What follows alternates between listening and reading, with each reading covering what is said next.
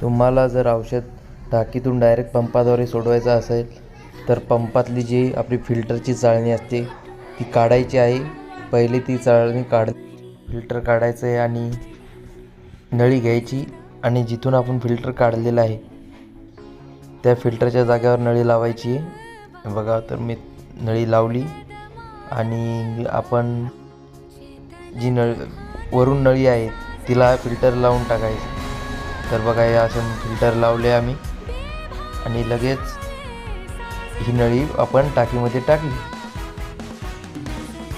टाकीमध्ये टाकल्याच्या नंतर लगेच पंप चालू करायचा आहे आणि लगेच सोडून दिल्यावर औषध आपलं व्यवस्थित जाते. कशी वाटली आमची जुगाड कमेंटमध्ये सांगा.